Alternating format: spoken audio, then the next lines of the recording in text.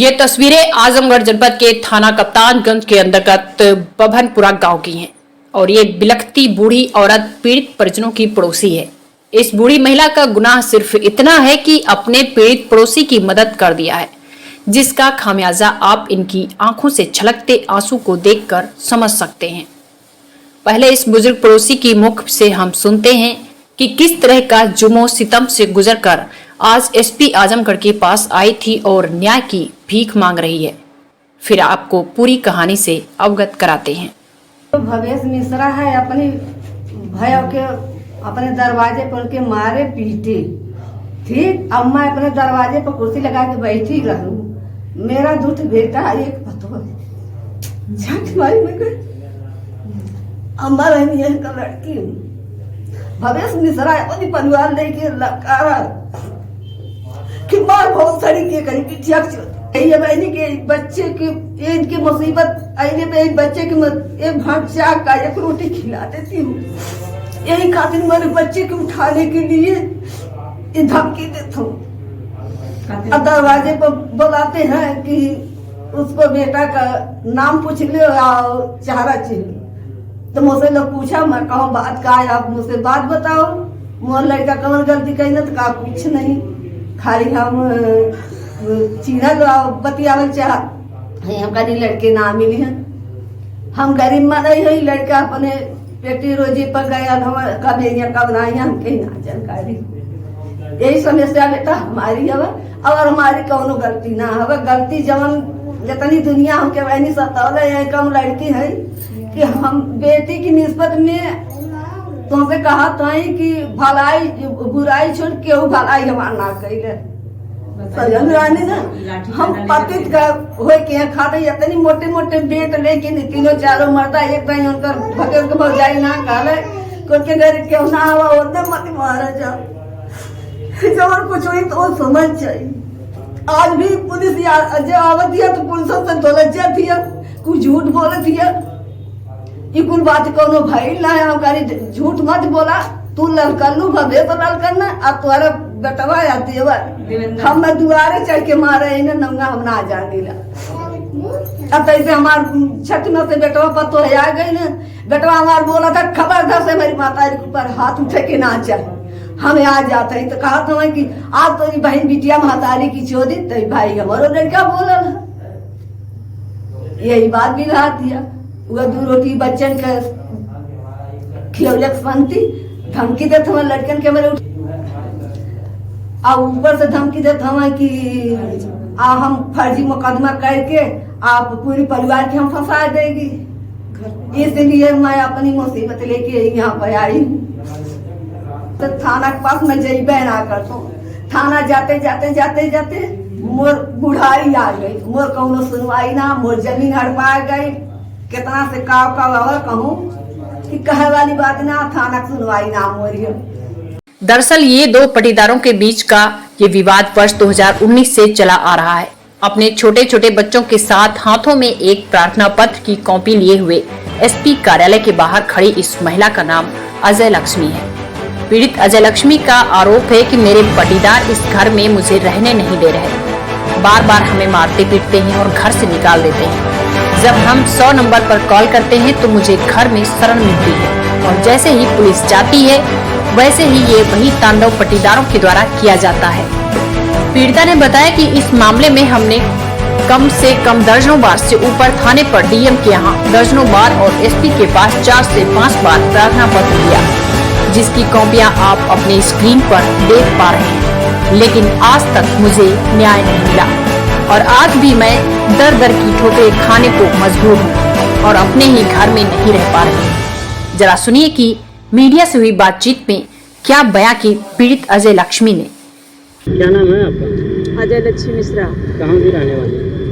मैं आजमगढ़ बभनपुरा की रहने वाली हूँ। खाना कप्तानगंज। क्या मामला है इसके साथ में? मैं 10 तारीख को जो अपने बच्चे को दवा दिलाने के लिए गई थी और जैसे ही आकर मैंने बैठा देखा घर में ताला लगा हुआ है। मैं वहाँ काफ़ी देर तक वेट की, कुछ देर बाद हमारे भावेश चंद्र मिश्रा हमारे जेठ आए अपने परिवार के साथ, और मैंने बोला ताला खोलिए, हम अंदर जाएंगे। वो बोले नहीं, तुम्हें अंदर नहीं जाना है। इतना कह करके वो लोग सारा परिवार मुझे मारने पीटने लगा। हमारे बच्ची से जो है छीन ली गई मोबाइल। और आए दिन ये जो है हमारी जेठानी देवरानी क्या करती हैं, बाहर निकाल के हमें ताला लगा देती हैं। और जबकि 1-2 बजे वो ताला खोल के हम उन्हें आपत्तिकालीन में देखते भी हैं, 2-4 आदमियों को घर में बुलाते हैं। और इसका हम विरोध करते हैं, इसीलिए हमें आए दिन हमारे घर में मारा पीटा जाता है पूरे परिवार के साथ।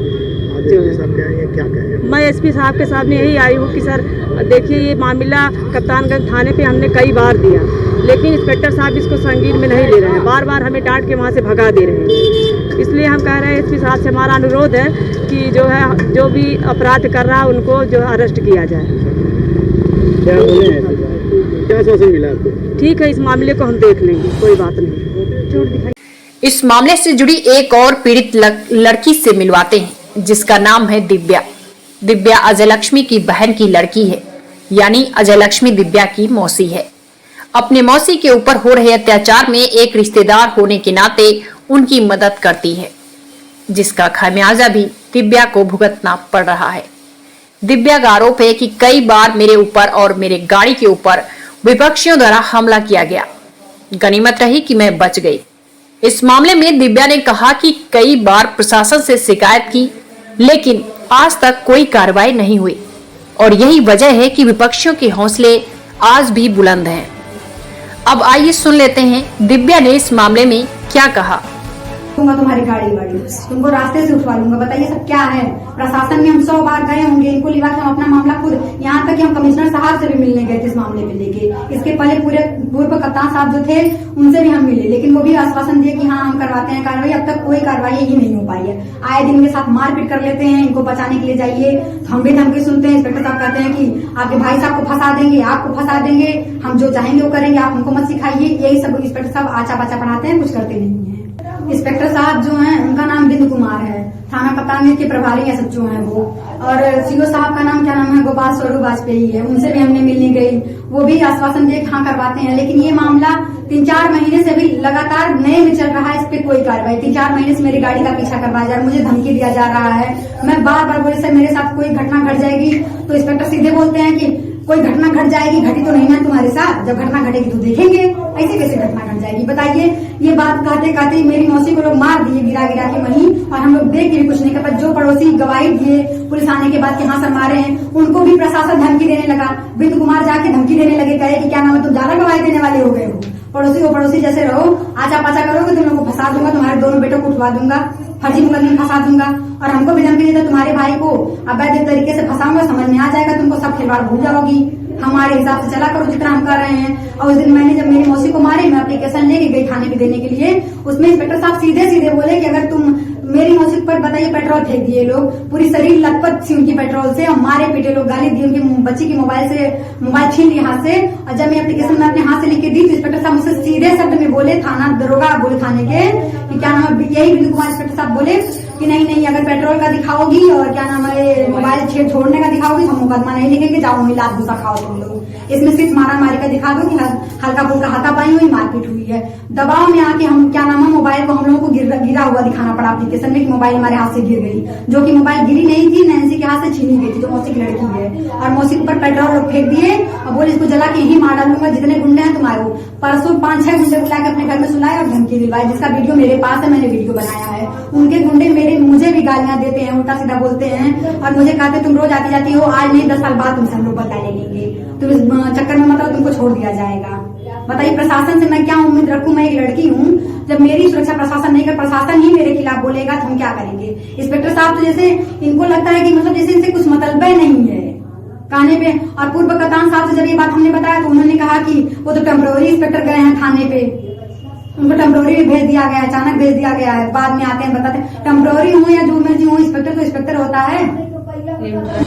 अब ऐसे में नारी शक्ति मिशन का हवाला देने वाले शासन और प्रशासन पर सवाल उठाना तो लाजमी है कि जब शासन और प्रशासन महिलाओं की सुरक्षा को लेकर तमाम कायदे और कानून बना रही है तो उसका धरातल पर सही मायने में इस्तेमाल क्यों नहीं हो रहा और इन पीड़ित महिलाओं को अब तक इंसाफ क्यों नहीं मिल रहा है।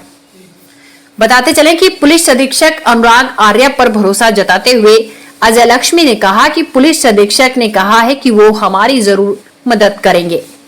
हालांकि पुलिस अधीक्षक अनुराग आर्य ने एप्लीकेशन की कॉपी लेते हुए पीड़ितों को मदद करने का भरोसा दिलाया है।